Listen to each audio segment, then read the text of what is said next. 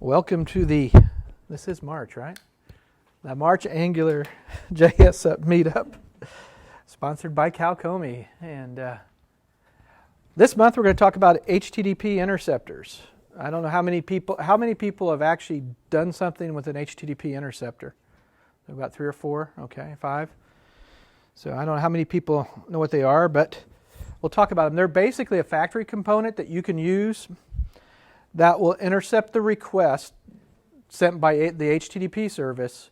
As you send the request, as you receive the request, you're actually in the pipeline before it goes out and in the pipeline as soon as it comes in. And then also whenever there's an error that may be thrown by the pipeline, there's a request error message and a response error. So you can basically get in the error handling pipeline and the transmit and receive pipeline. Now there's also transformation utilities that you can do, and if so, this is more for things like I need to add a header into something, or I want to put a timestamp in my data, or I want to handle the errors that come back and maybe gracefully recover from an error. If you're going to look at doing translations, like you need to translate JSON to XML, or you want to take and encrypt something and then put it on the wire and decrypt it, you want to use the transformation input and output routines that you would use in the HTTP service. And you can also do stuff synchronous or asynchronously in these areas, because you can give back a promise, and then as you resolve your promise. So like if you needed to go out and do like an authentication to someplace else, and then once you got it back, give it to the pipeline to use, you can actually do that. So here's the de facto definition, and there's 4 methods that you can override, and they're all optional. You need at least, I would say if you're going to use an interceptor, you need to at least override 1. Otherwise, it's not much of an interceptor, right? So you have the request method, which is going to give you the config, and that's the same config that you hand off to the HTTP service to go actually make your request. So in there you have the URL, you have the data, you have the request parameters, you have access to headers and all sorts of different things. Then you've got the request error.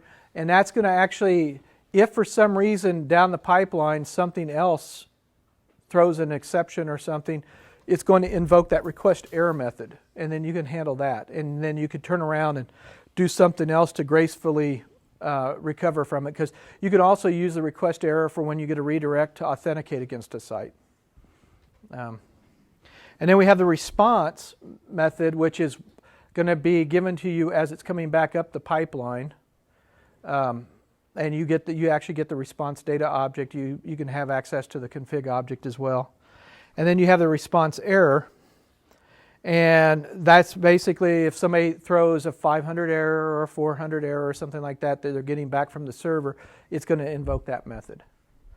And I'm going to show examples of using the request method and the response method and the response error method tonight. So you'll get an example of how to handle like errors and how to basically insert stuff into a request as it goes out, and then add stuff on the request as it comes back. And then the last thing you do is down here in the bottom, you'll see this HTTP provider interceptors.push, and you pass in the name of your interceptor service. So what it does is it sticks it in the pipeline. And it's first one in, it's like a first in, last out. So if you have multiples of these and you want them to operate in a certain way, you need to look at this statement, interceptors.push, and make sure that you have them in the order that you want them to be in the pipeline. So like if you want something to encrypt, let's just say you're going to jumble up the message and do an MD5 hash of the message or something. And then you add something into the message afterwards, and then all of a sudden your MD5 hash is messed up. Well, what you'd want to do is switch around the way that they get loaded or pushed onto the interceptor, so that whatever is doing the hashing and doing your signature for you is actually the last thing before it would go out. So that's all I got about interceptors. We're going to get in and we're going to play demos. So let me get in here. And now I created just a very simple application. It's got an Express backend and an Angular front end. And let me go ahead and I'll kick it up here. And then we'll get in and play with it a little bit.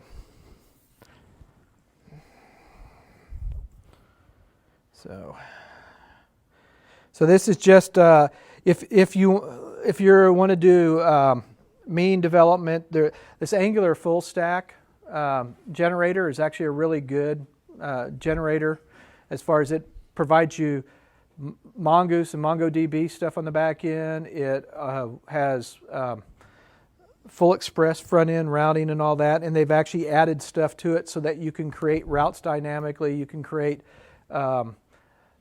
I want to call them route handlers and components just from the command line. But what I've got is I've got a little database in the background as a list of cook-offs. And right now we're getting back an error. So let me make this bigger. See if I remember this from... Right now we're getting not authorized. I'm missing an API key. And that actually is being intercepted. If I do a... Let's see. Let me make this a little bit bigger. You'll see that my method failed with a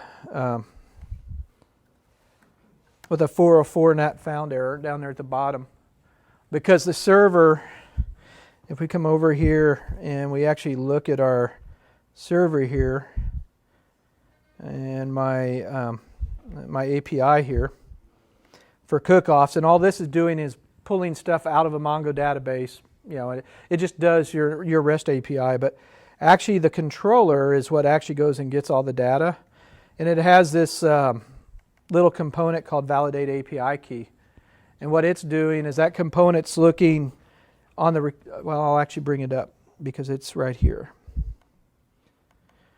All it does is it takes the request and it looks for the query key, API key, pulls that out, and then checks to see if it matches my golden key, right? Otherwise, it rejects the request. So what's going on right now is since we're sending a request here, and let me refresh it here so you can actually see the request. If we look here in the headers and that, you'll see that the request doesn't have an API key here as a query string parameter. So it's basically just, and there's nothing in the request headers either. So we're just calling it, natively and raw, and what we're getting back from the server is, hey, it's not allowed. You need to provide an API key. So what we can do is we can add an interceptor. Now, there's several ways you could add an API key, right, to your calls in your service. What we could do is we could go into our client over here, and let's see here, it's under app, and my cook-off data data service here, which is actually doing all my requests, right? I could on the end of that put question mark API key equals everything, right? But that kind of screws up, because what happens if your API key changes at a later time or something? Or you have multiple different APIs that you got to deal with, right? That's a lot of stuff to copy and paste all over your site. So we can create an interceptor to insert the API key into the query string so that we don't have to mess with it. The other thing, though, is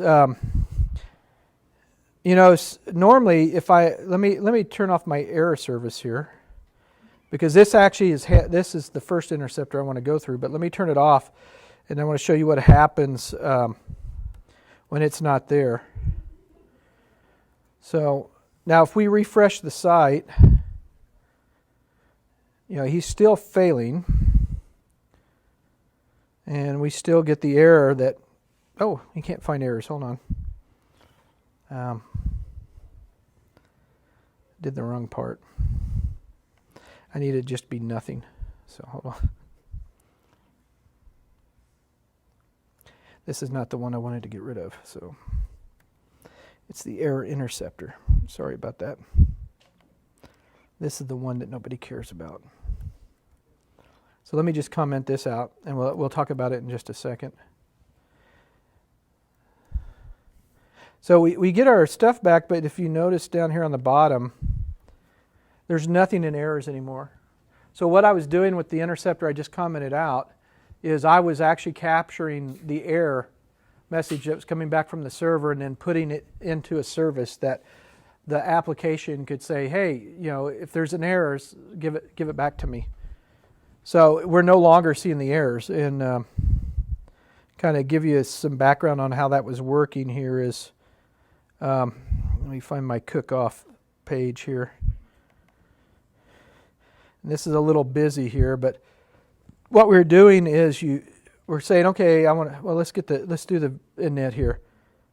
We start off with, hey, give me a list of cook-offs, and then if it's successful, let's get that information and assign it off, and then we're going to do a timestamp, and we'll talk about the timestamps here in a little bit.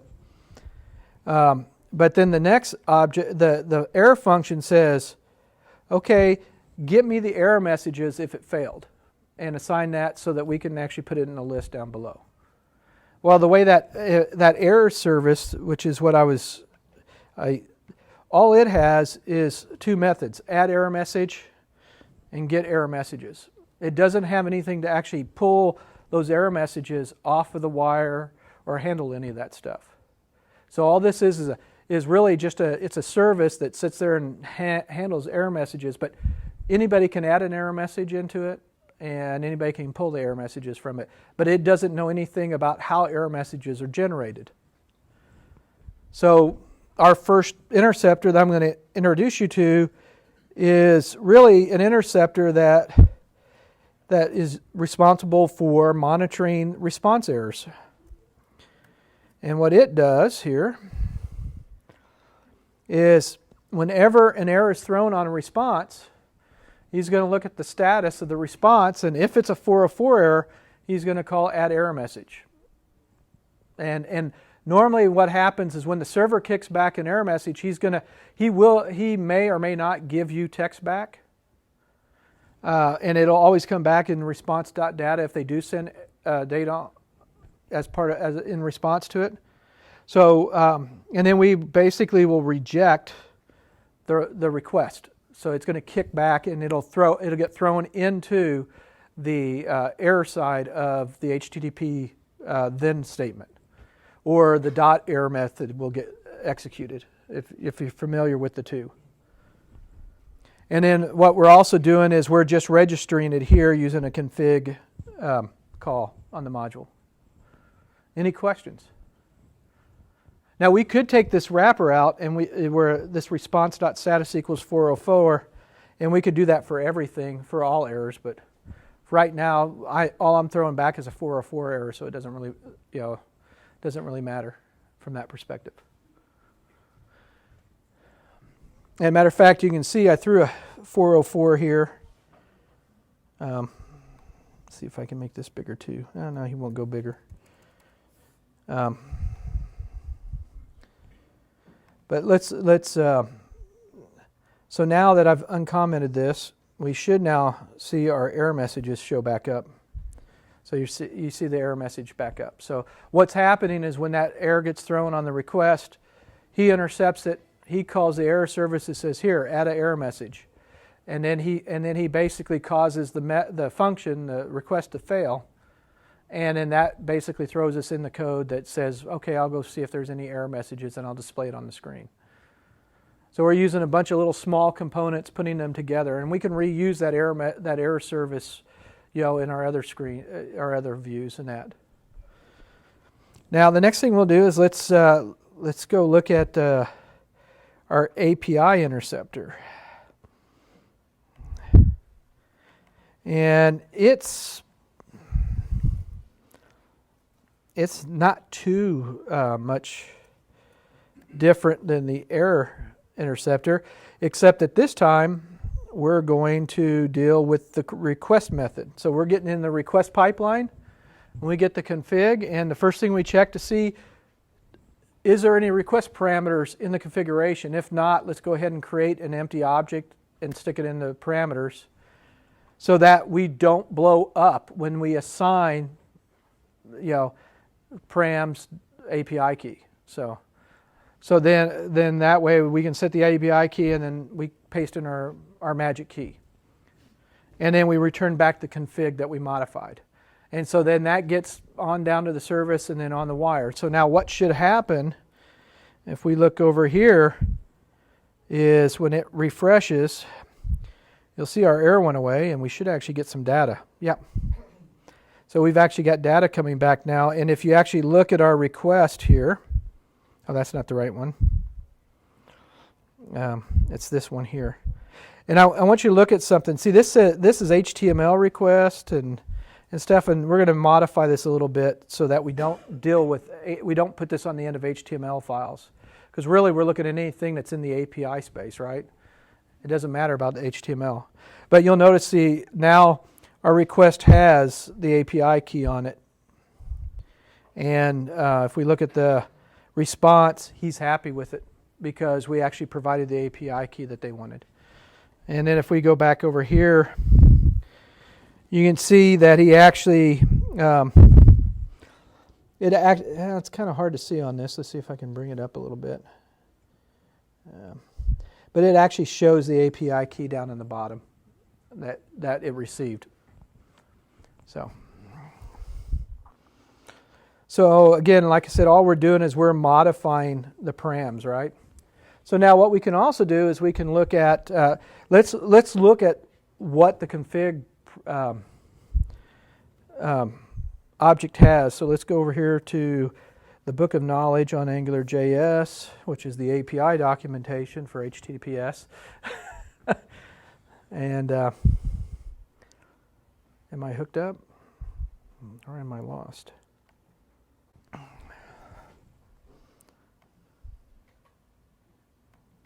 Oh, it's still downloading. All right.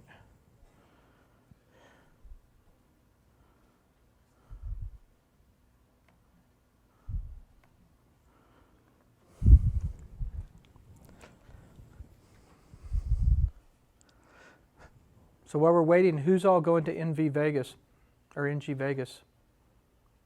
I went to NGCon. Oh, you did? Yeah. And what did you think of it? Oh my gosh, that was the best. I'm kind of a conference geek. Uh-huh. I mean, I go to quite a few of them around here, and that was the best conference I've ever been to. Well, that's great. It was over the top.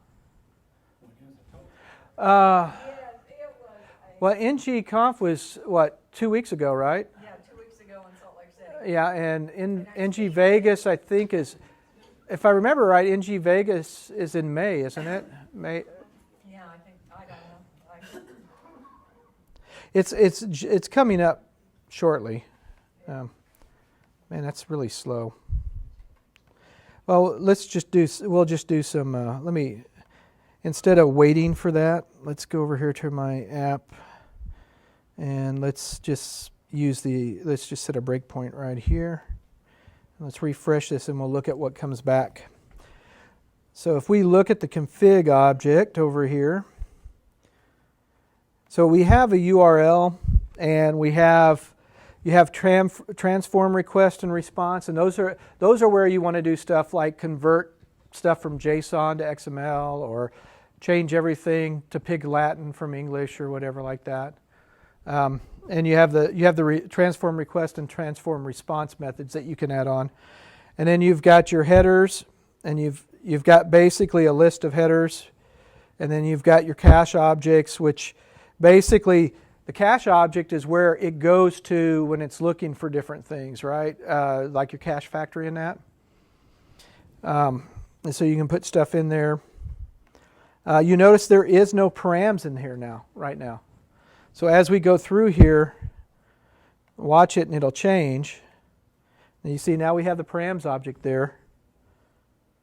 But it's empty right now, right? There's nothing there. So now when I set the API key, now you see we've set it. So now the HTTP service is going to see that and say, okay, I need to stick that on the end of the line. But the thing is that, do we really want it on the HTML request? No, we only really need it for our API, so let's modify this. And so we're going to look at the URL and we're going to see, we're going to basically change this and say, really we shouldn't do this if config.url. We'll use the index of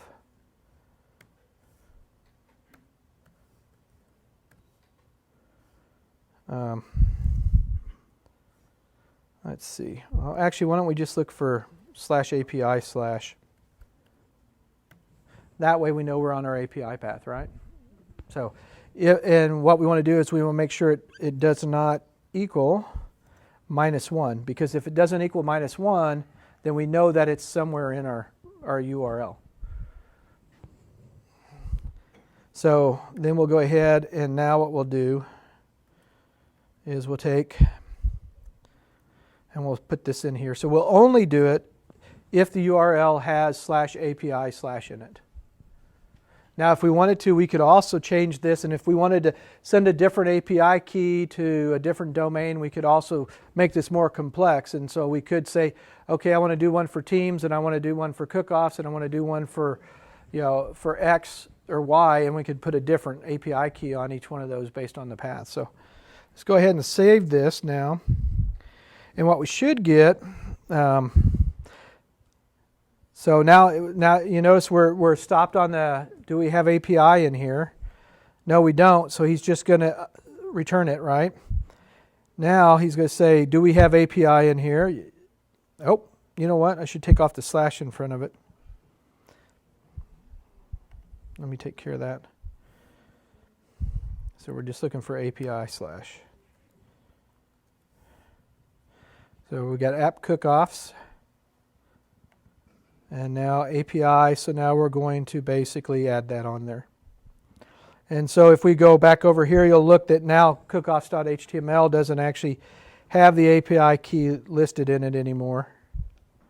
But our call to the API does. So we can manipulate it around that. So there is some information that you can mess around with in that response. Any questions? Okay, so that's two different ones. Now we're going to look at another one called a timekeeper. Okay, and actually we should have been seeing something over here in the console. Okay. It says get cookoffs took 0.024 seconds. So let me refresh this again. We'll get rid of this.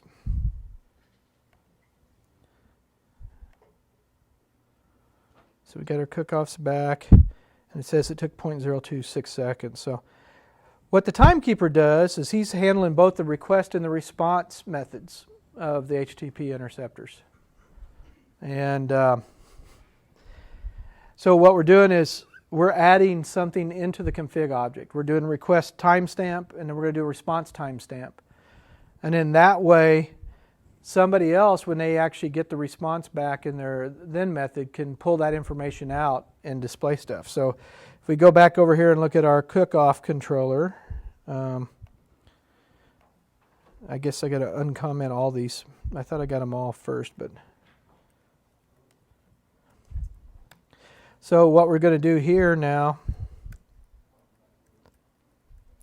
is if you update a cook-off, we're going to basically pull the response timestamp and the request timestamp and get a time interval. And then we're going to basically log that to the console. And then here's the one for get cookoffs. This is in our update function. So in that one, we're basically pulling it back and we're giving back the request get cookoffs took X. Now we could also take and actually change this, which we'll do in a minute, and we'll actually move this code to the timekeeper, because why do you need to write that? Why do you need to pull that around? We could actually just put it in there and do a console log. So we can do that here in the next. And then here's our other ones over here. Let me break them off. So, and again, this is some very basic request response processing. So what happens is, and we'll kind of show you here in a second, by default we have our get cookoffs, right? And this happens whenever we load the view up.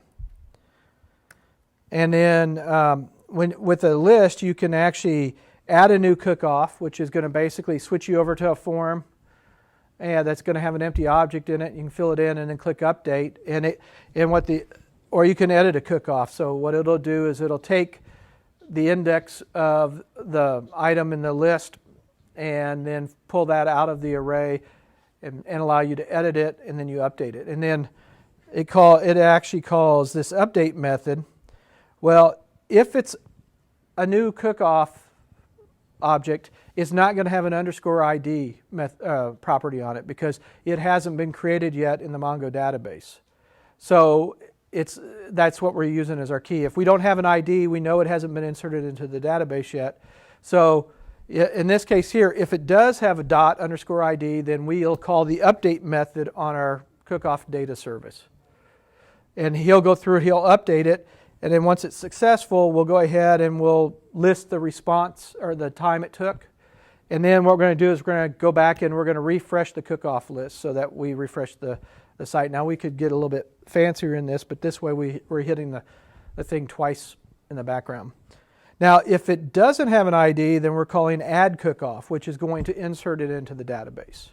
And on success, it's going to basically list out how long it took, and then it's going to call get cookoffs, and it's going to refresh itself. And then if either one of them errors out, it calls get error messages. And then we clear out the cookoff and we go back to our list view. So let me save this, make sure everything got saved. So let me, I'm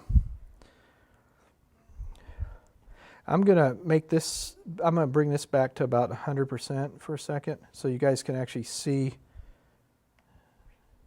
Well, that works, 175. You guys can all still see that in the back? Okay, so like as I was saying, like here's the edit, and this gives us our little thing. I think they should actually give out $150,000 in prize money, so we're going to change that and update it. And then you'll see down here in the bottom, request update cookoff took 0.029 seconds, and then get cookoffs 0.02. And then if we actually go back here, that was the Cedar Fest, right? You see my little change took.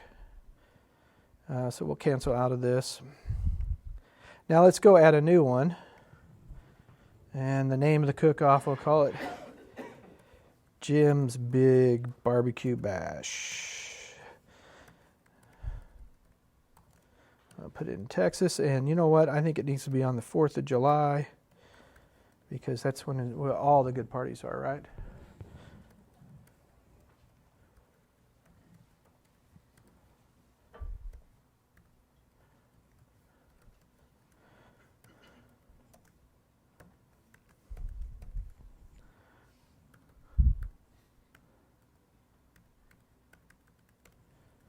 That won't work. Well, it's a good one. Okay.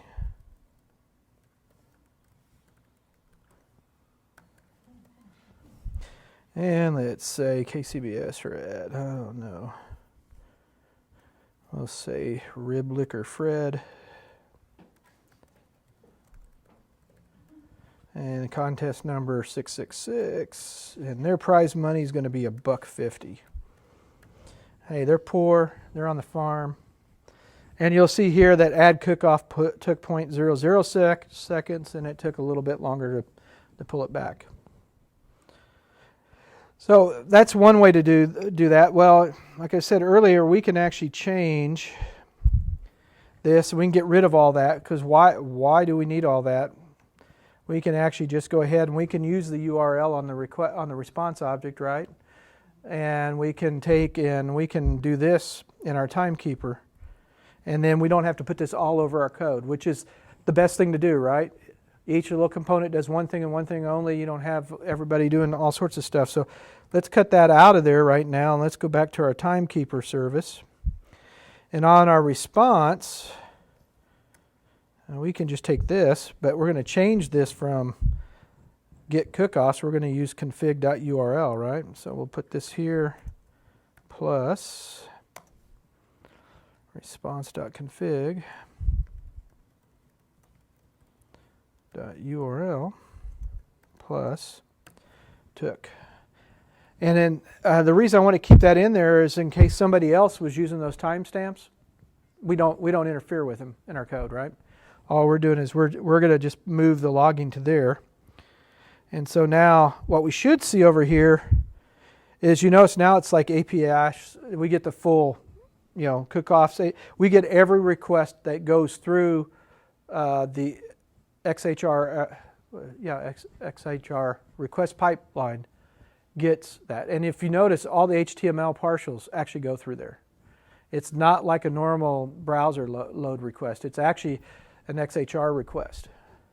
But then we also have this guy here, right, which is from our cookoff controller. If you actually look at where they both happen, these both happen in time service, and that one happened in the cookoff controller. So let's go delete all that stuff out of the cookoff controller, or I'll comment it all out. I don't want to delete it. So, and let's Command Z to return that. But now let's hide it. And let's hide this one.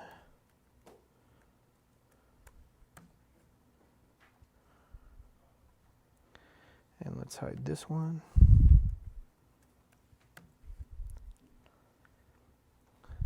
See, look at all that code we got rid of by moving those two lines into an interceptor. So that should be everything. So now we should see that when I come over here and I just click, if I just go down here and I change this back to 15,000 and we update it, you'll notice that the timekeeper service is the only thing that's now emitting those out. So, any questions? Any ideas how you could use this? All right, now there's another one in here that actually comes with the Angular full stack, which is actually pretty nice, and it's much more in depth than these here. So we go under, I think it's under components, and there's this auth service here, and let's see, is this it? No, this is not it. That's the authorization service. That's not the one I'm looking for. Let's see.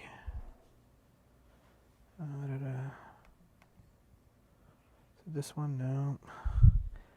I know there's one in here. It's probably up here.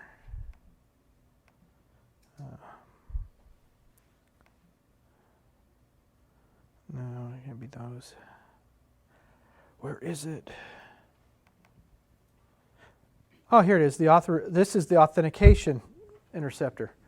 So now, by default, you can, when you run the Angular full stack project and create it, you can say, it'll ask you if you want to create an authorization, an OAuth generator. And what they do is they use this interceptor to go through and say, okay, I need to basically check and see if there's a token, and if not, I'll have to redirect the person to the login page and log in based on what's going on. So if you notice here is that the request is always going to look to see if there's a token in the cookie store, and then he's going to basically add that on to the authorization header, or change the authorization header to be bearer space and then whatever that cookie is, that token cookie is. But what it does is, before that happens, is whenever a response kicks back and it's 401, which means you're not authorized, it's forbidden, or you need to log in, I think it is, it actually redirects you to the login page automatically. So you can basically, whenever the site kicks back a 401, it'll automatically redirect you to the login page. And then he'll basically remove the old cookie, and then once you've posted back your login, it'll get the new cookie, and then it'll go back up to the request function and stick it in there. So we can kind of watch how that happens. So let's go back over here to our sources and let's go down here to app.js and find our, so that's the request and there's the response. So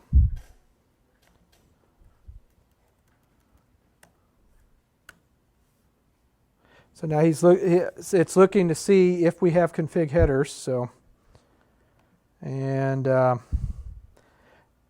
there's an object, and all we have is an accept header, right? So it's going to basically say, okay, I don't have a token cookie, so it's going to skip over putting in the authorization header. So we're not authorized at this point. So it's just going to go ahead and move forward, and he's going to do that with every request. So what we're going to do, we're just going to go ahead and we're going to click on login, and we'll go ahead and log in so that we can actually see this cookie come back.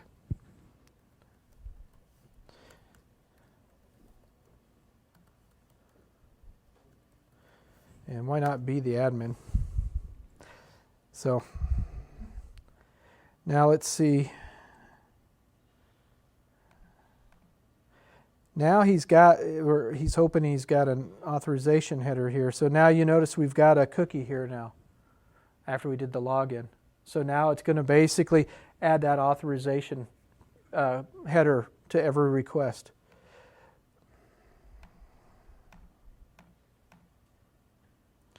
So now if I click over here on the admin page, you can actually get to it. So what we could do is let's log out. And let's go to the admin page. Let's try to get to the admin page again. Oh, we got an error. 401. Oh, they kicked it back. I should have stepped into it. Delete user and user API routes are restricted to users with admin role.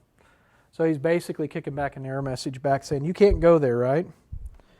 And if we look here, I should have stepped into it to see what's going on. Let's try it again.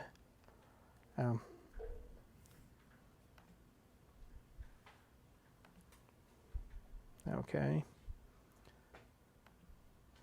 Well, that's interesting. It says the status is undefined. Ooh.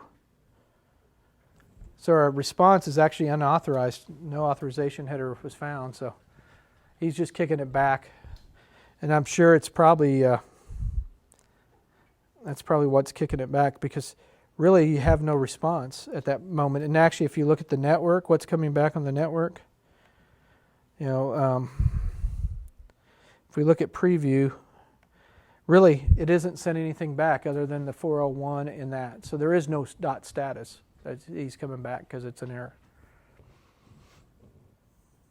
But now if I log in again, well, let's log in as test at test.com, and now let's try to go to the admin page and see what happens. We got a forbidden response now. So he's failing that back, so we're getting the same thing. We can change our password. Yeah, and this is just straight out of the bottle here, so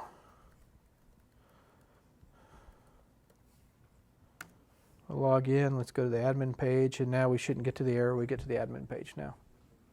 So that's a little way you can handle, authorization redirects and things of that nature to do all your authorization. And again, what it's doing is it's letting the web server tell you you don't have access to this, and based on that error message that's coming back, it's supposed to redirect you to the login page. And that way you don't have to code that all over your views. When you get redirected to some place, what it should do is say, oh, you're not allowed here, so I'm going to redirect you to log in from that perspective. Yes? How long it's going to take for now? Because if it's immediately, I understand, but if it's going to external service for LDAP authentication, whatever, it can stack for what is the time hours? Well, I mean, most people's browser timeouts are about 60 seconds, I think. But since it's actually, now here's the nice thing about this being a JavaScript call that it may be actually doing to do the LDAP authentication in that, it can go on and on and on, because we've had some things that go several minutes when we have like really big orders that are going back and recalculating. And as long as you're still feeding something back to it or whatever, he's okay. Yeah, but you can change in the config, and I think you can set other parts in the HTTP request to set your timeout so that you're going to time out after a certain time too. So you can actually change that as part of your request timeout in that. But by default, I've had stuff just sit there and spin and spin and spin and wait for the back end server to come back, especially when I'm working over VPN and I've got a slow link or something. But you'd lose customers before that, right? If you had somebody sitting there waiting to be authenticated and it's spinning and spinning, you're going to say to hell with that, and you're going to close down the browser and go someplace else. But I would hope if you're authenticating stuff on that, you're really close, even if your LDAP server is really close to you, at least within your data center. If you had to go to a third-party data center, it might be a pain. And that's actually where you can. I wanted to bring up this other example. I've got a couple of, and I've. Let's see here. I want to say this one, and they'll be on the end here. So this Interceptors and AngularJS and useful examples. It goes into the basics of what we're talking about, but he also has some examples of how to do things in an asynchronous manner. And so what he's doing is in the request function, he creates the deferred object using the queue service, and then he goes out and does his asynchronous operation. And then once that returns back, if it's successful, then he's going to call deferred.resolve, or he's going to call deferred.reject. But at the bottom here, he's going to return back the promise, just like you would do with normal promise processing. So what's going to happen is he's going to basically return back that promise, and then the next guy in the pipeline that is waiting to do something with that object is going to wait until that promise has actually been resolved. So you could essentially go out, and if, let's say that you had something where you needed to basically have a revolving key that you get from another server that changes every 5 minutes or something, that you have to keep sending to your other servers. You could essentially in this code here make the request to go get that key, if it's expired, so that you can and then put it in your authorization header so that you can authenticate with the other server. So in something like this. And so what will happen is basically the request will wait until that key comes back, and then you resolve the promise, and then it would move on down the pipeline. So that's another way you could do it. And so you can use this the deferred resolve and reject. So if it fails, you can reject it, which then is going to trigger off the request error method in the HTTP interceptors. So we could do something to that. And then here's another one. This is actually in a response where he's doing the same thing, but he's using a response object in the response method. Yes? Would you use this for checking certain routes for certain roles? Interceptors, or like the route provider? Well, you can use okay. So the question is, can you use interceptors to protect routes? You can, but actually you should use route change start. Okay. And I think it's route change start, because you get a route change start and you get a route change success and error, and I think a route change end. And it's better to do it the route change start. Okay. And so and actually that's how we did it, is we look at the route change start method, we look at what the next URL is going to be, and then if it's a protected URL, like let's say account information or something, then we check to see if the user's logged in. If not, then we'll redirect them to login / whatever that URL is. What about based on role?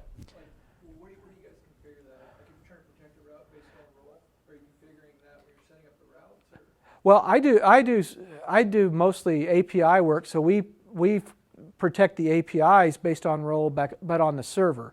So all the client is seeing is, you know, a success or a forbidden or an authenticate type of response. But you can do the same thing on your views. You could actually say, but I would never, here's the thing. When you're doing something that has protected views on it, it's better to move those views into a totally different SPA by itself. So that every page that you actually go to that is like protected. So like a good example is if, let's say that you've got an online ordering app that does credit card processing. Nobody should really see the credit card ever, right?